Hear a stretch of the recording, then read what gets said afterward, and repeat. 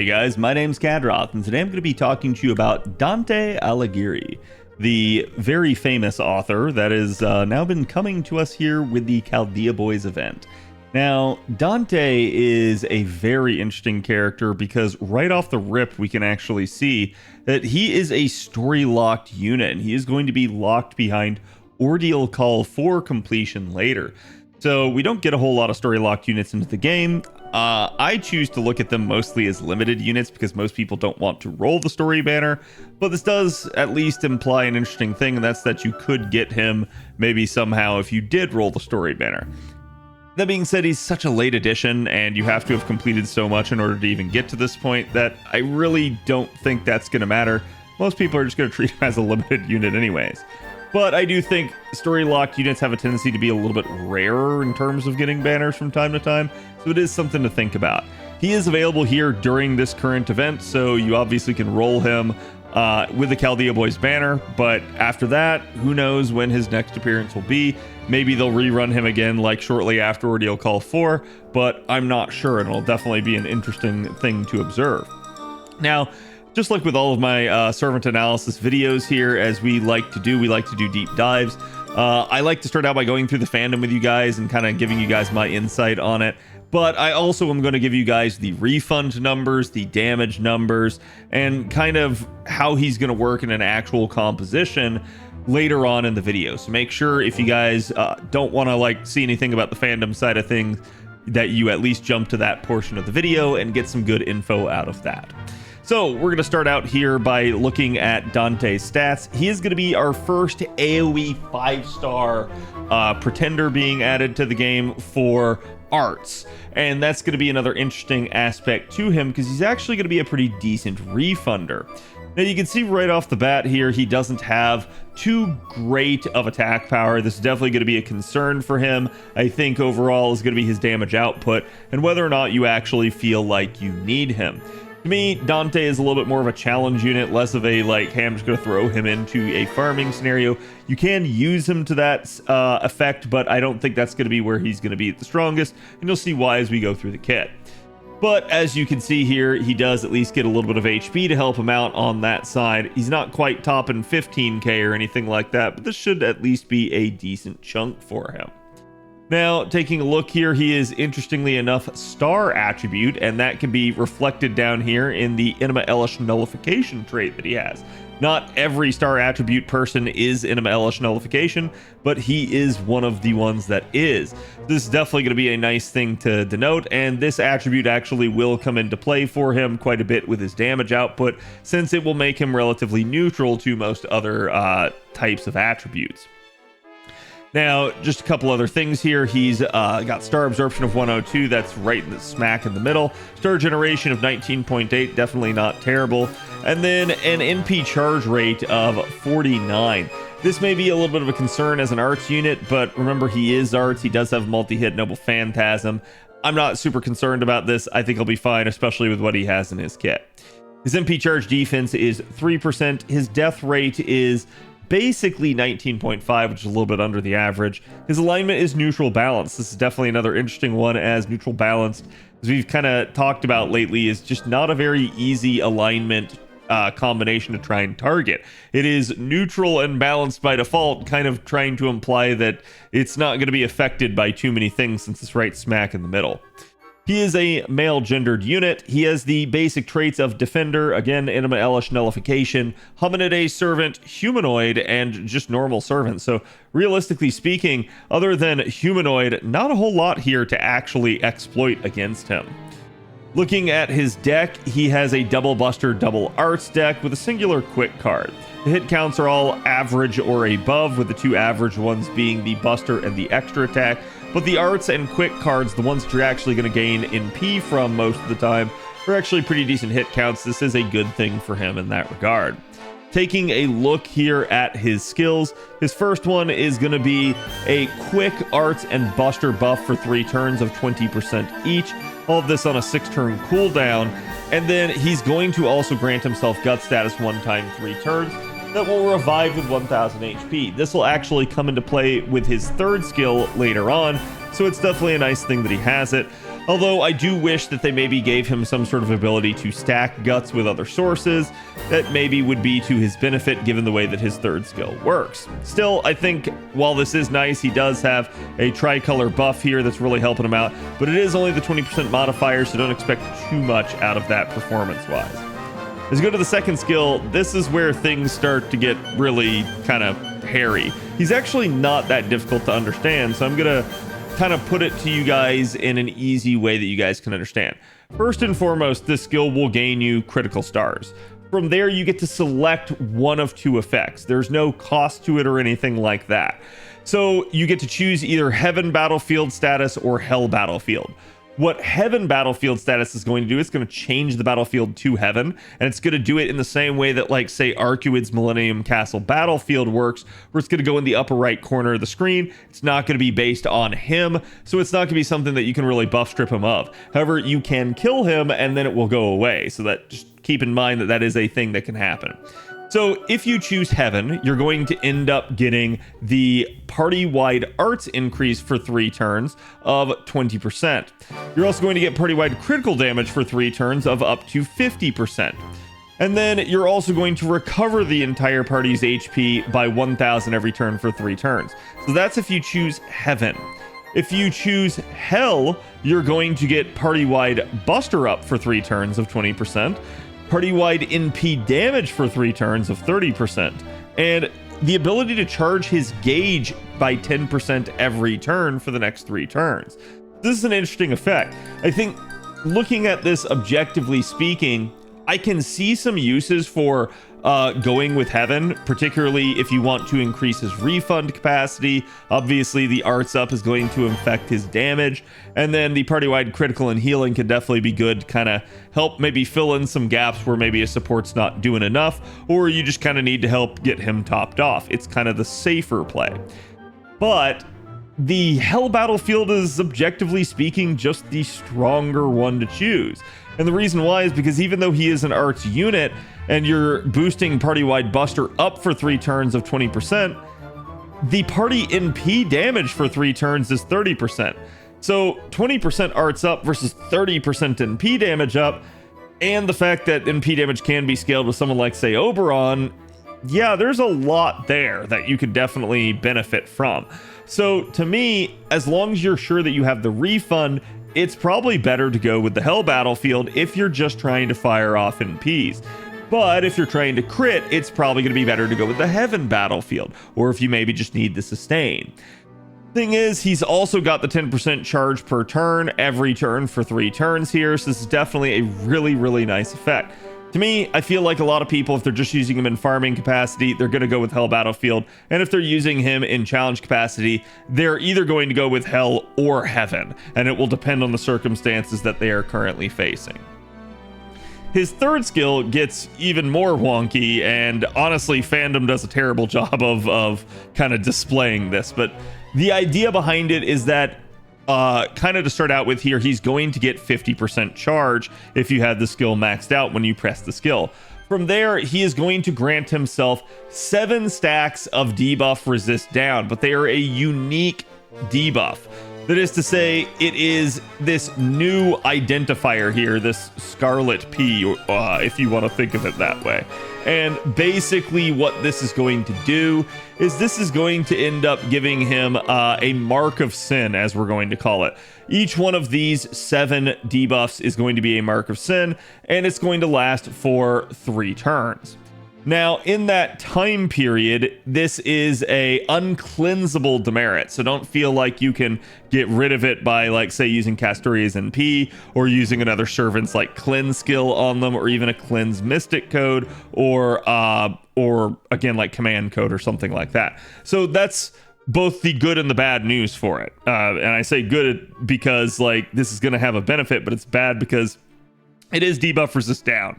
So he is going to be a little bit susceptible to kind of getting a lot of debuffs landing on him. So this may be a good time to sit there and think, hey, maybe I need like some form of debuff immunity or something like that to help him out, to help counteract that. But again, so he's going to get those 7 stacks. He will also grant himself a buff on attack for 3 turns. that while he has the Mark of Sin status, it will remove an enemy's latest buff whenever he attacks. Now, it doesn't specify normal attacking, so that is carding, extra attacks, and MP will all remove a buff each time they hit. So there's quite the capacity to remove a lot of buffs from an enemy, and that's going to make him a really good buff stripping type of unit. But when he does successfully remove the buff, he's going to remove one of those marks of sins. And then if he does, it will increase his attack by 10% for 3 turns. But this is only if he's successful in removing a buff. So in that regard, this is why I say he's going to lend himself a lot more to challenge, because there's a lot of, firepower that you can get out of this skill, but it's going to require you to be in the right set of circumstances for you to be able to remove buffs, of which, normal farming conventions don't really allow for that sort of thing. Enemies just don't have the buffs, and normally you're trying to 3-turn. So you're not going to really give the enemy a chance to put it on. And so in that regard, I think that's going to lend him a lot more to the challenge side of things. He's also going to grant himself a self on guts activate. So this is whenever his gut skill is activated. It will also remove a Mark of Sin status, and then increase his own attack by 10% for 3 turns as well.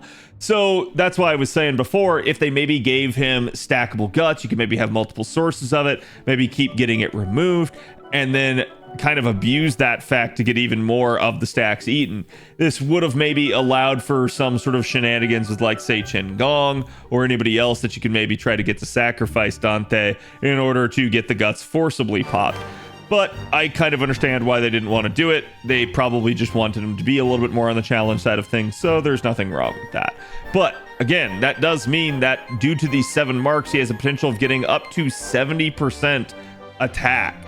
Now, he's not going to do that all in one turn, because again, the maximum amount that you could get in any given turn would in theory be 5. And that would be because you would have, let's say, a Brave Chain with an extra attack would count for 4, and then in theory you could also get the guts popped on the same turn, meaning that you could get 5 of them in one turn. But within reality, expect to, maybe only get a handful of them if you can pull it off, and that's assuming that there's both buffs on the enemy to be removed and that there are enough buffs to actually gain the full benefit of that.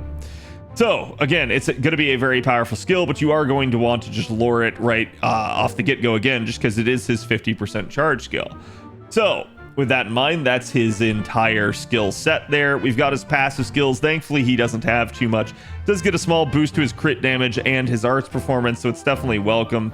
His third append is anti-ruler attack damage aptitude.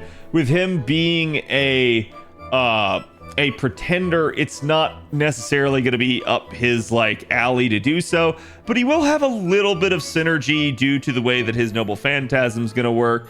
And so there may be something here if you just really are an enthusiast of Dante and you find that you want to use him a ton.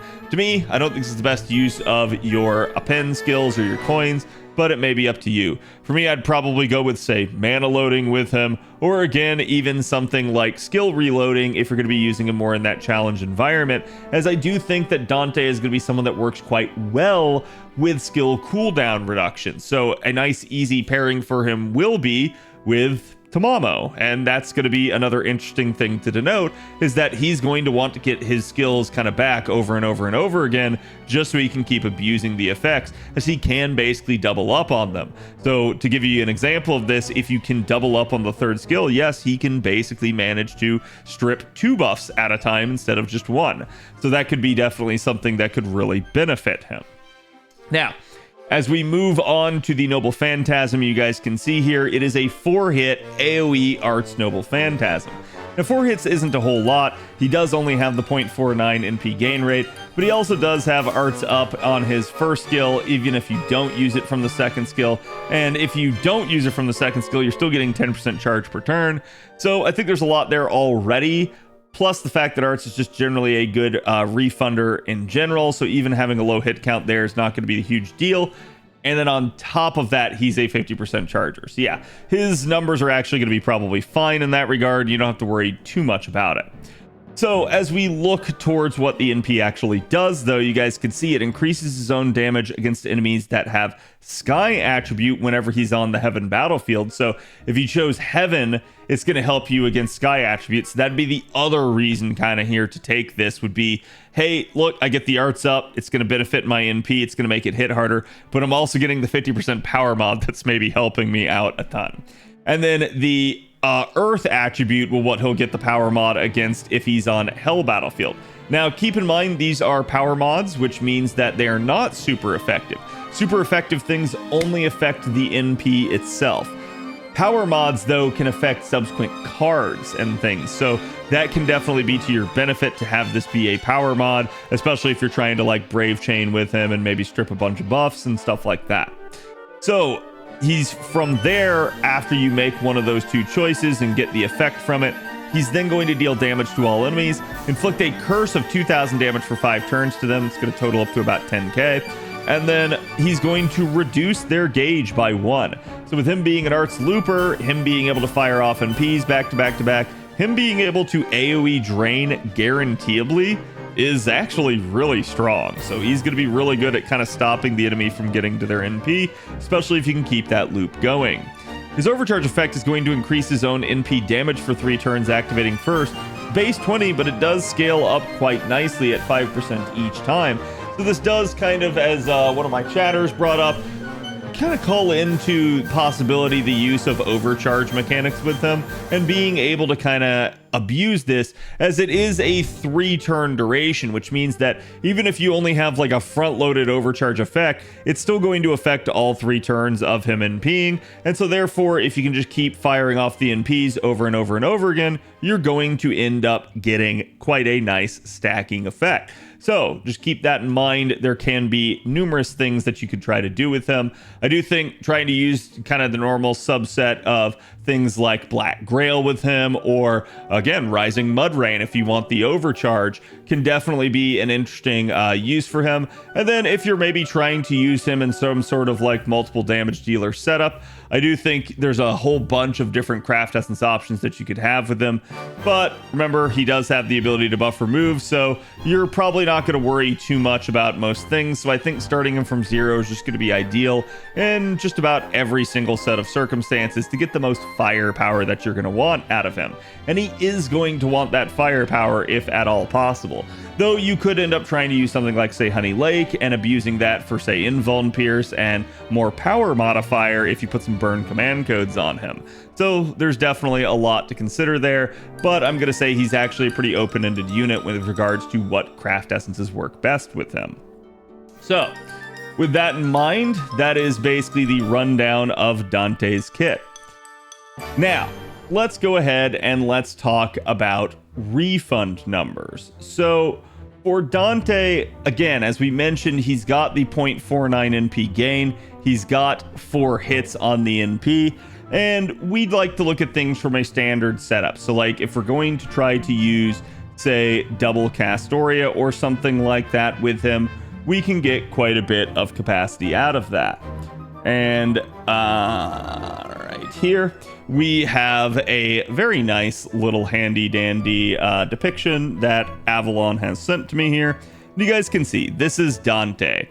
And here's basically going to be the supports that we're going to be using. Here's going to be the enemy classes that this sort of thing can work against. And so you can see we've got Hell, we've got we've got Heaven, we've got Hell, where you're going to get the 10% charge per turn. And then we've got Hell, but instead he's against Berserkers instead of like any other class.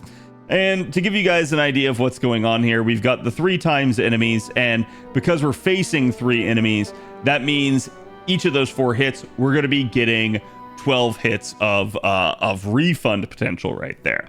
So you can see, even if we overkill on 0 out of 12 hits, we would still refund 69%. Nice. Basically against all classes other than Berserker at that point. And again, it can definitely get better from there depending on what you're stacking or using. This isn't considering any sort of third support in the mix or anything like that. So this is pretty kind of standard fare. You're probably not going to get to 100% with them because, as you guys can see, it's going to require 11 out of the 12 hits to be overkill. That's very difficult to achieve, nigh impossible depending on what you're facing. So to me, I don't think these numbers are that kind of achievable unless you're using a third support to boost it. So if you were to use someone like, say, Nero Bride is the third support, or maybe even Tamamo or Proto Merlin, or who knows, even more budget options like Shu Fu or Paracelsus or something like that, they could all facilitate the extra refund and allow you to actually reach these numbers a little bit more easily. But I think, as you guys can see, even with just 3 out of 12 hits of overkill, which means that you just killed the wave, which is kind of going to be the standard par for the course thing for trying to loop with somebody. Again, at that point, you're already getting a nice jump in his overall refund. So it does have quite a bit of scalability.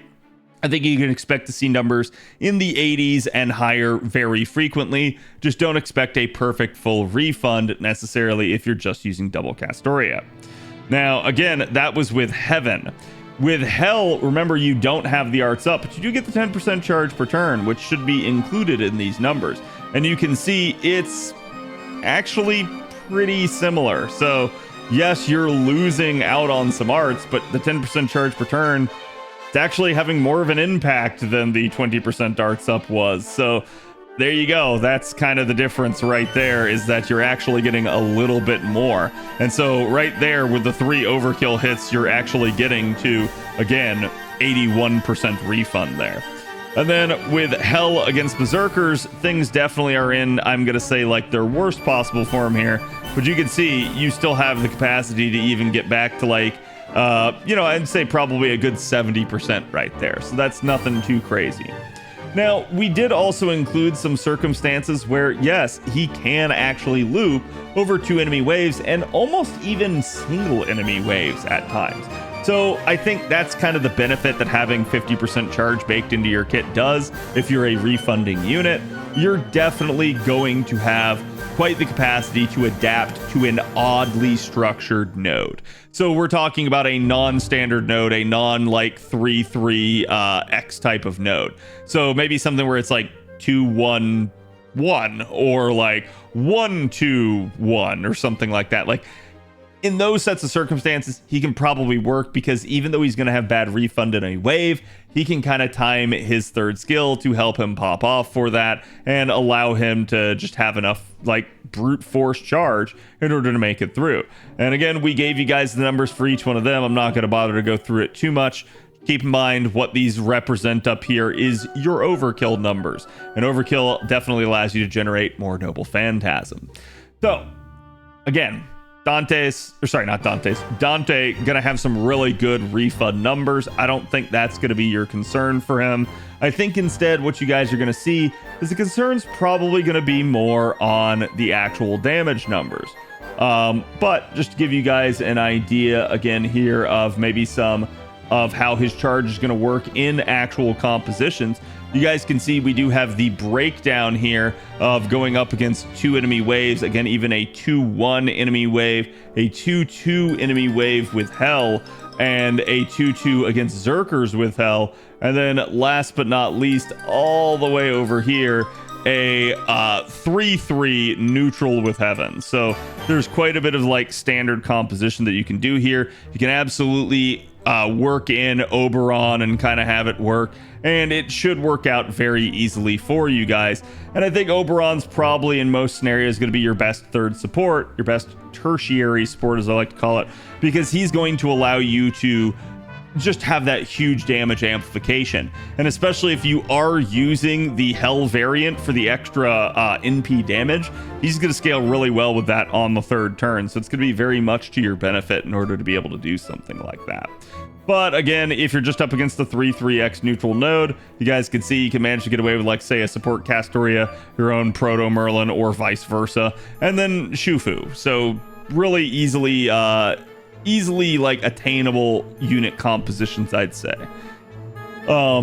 But taking a look now, let's go ahead and let's jump to the raw damage numbers. So these are neutral damage numbers. This is his own self buffs, so we don't consider mystic codes, other supports trying to buff him or anything like that. Just his own skills under his own power. This is how much damage that Dante would put out. And again, these numbers are neutral, not effective. So you guys can see, against a heaven enemy, he's going to basically be able to do about 22k here. I think at NP1, this is pretty lacking, but I think, again, this is where he's a challenge unit, and you really should kind of focus on him more on that side of things due to the capacity for his third skill to really allow him to pop off. Now, he does get the power mod in the heaven side where he's up against sky enemies. And so this is going to increase it by, again, about 50% right there, as you guys can see. So he does get some decent scalability with that. Pretty much similar numbers over here on the hell side of things. So if he does choose this, he gets the buster up and the NP damage up, but he doesn't get the arts up to help out with the refund or, again, his actual NP on that end, but he does get at least the NP damage. So here he's also going to have the power mod against Earth. Again, slightly better damage compared to, say, Sky, but realistically speaking, these are pretty comparable, especially considering that they are raw numbers.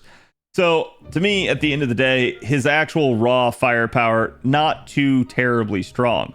But how is it going to look in an actual, like, optimal composition for him? So that's going to be, again, a 2x Castoria with Oberon and a level 100 Black Grail. That's where he's going to get some capacity to really kind of pop off. And you guys can see, again, at like NP1, the damage numbers are, I'm going to say, okay. They're nothing like too much to write home about, but they're not bad numbers. So at MP1 by wave 3, he gets that nice Oberon boost, and he's looking at about 287. These are still raw numbers, but these now include the buffs from the other units, and again, things like the Mystic Code and CE. And so going up against Sky, he gets a little bit better, but it's not nearly the 50% increase that we maybe saw before, and that's just due to the scalability of some of these extra factors here. And you can see as well that NP2 certainly, you know, gonna play a role and allow him to pop off a little bit harder. But this is also where, as we look towards the NP being a power mod, if it were instead, say, super effective in this set of circumstances when we're just looking at NP numbers, yeah, that's going to scale better than a power mod that'll scale additively with all of the NP damage up and all the boosting that Oberon's going to do. So in that regard, again, if you're just looking at NP numbers, super effective damage is always going to be king. But power mod's still really good, and what you're not going to see here is, again, going to be the increase to the carding side of things as well. So there is food for thought on that end. Looking at the bottom half here, this is going to be the Hell Field choice. And so you can see, again, just the numbers being ever so slightly better, basically, on this end. About 4k on wave 1 and wave 2, but then kind of jumping a little bit more, almost 10k by wave 3.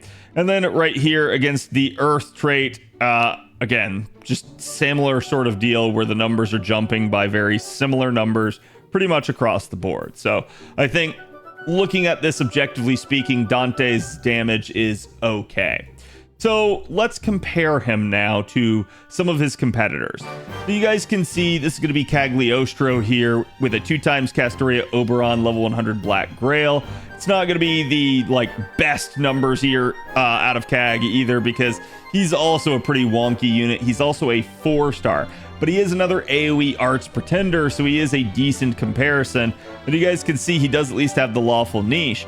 Now, what Cagliostro can do is, as we can see, it's going to be a little bit easier to get multiple MP levels of him, so he can have the potential to outscale someone like Dante, but he also doesn't necessarily directly compare, given the fact that his niche is at least different. He has the alignment niche of lawful, whereas Dante has the attribute niches of sky and earth.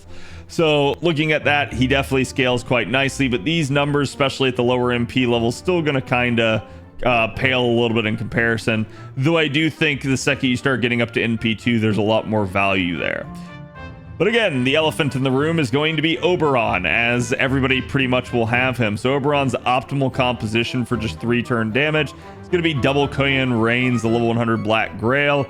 And you guys can see here, damage numbers at NP1. Obviously, they're pretty anemic for the first 2 turns, But by wave 3, he gets to boost himself, and then he gets about 264k there. I wouldn't worry too much about the man niche, as pretty much everyone will have that if they're using Koyan, but it is at least something that he can do over, say, the arts units. So at that point already, boom, there you go. You get a nice jump. If you have the lawful niche, you get even more here, as that is his actual super effective modifier. And then you have the potential to combine both. So an NP1 Oberon already just kind of looking like maybe a little bit more damage potential than someone like Dante, but it does depend again on whether or not you're being able to buff strip with Dante and whether or not you're in this challenge scenario. Problem with Oberon in a challenge scenario is if you don't kill, he bricks your unit, and in this case it would be him bricking himself. So that's always going to be the downside to these sorts of scenarios. But even our compositions that we're showing you on screen for Dante are ones that are using Oberon, so it is something to consider.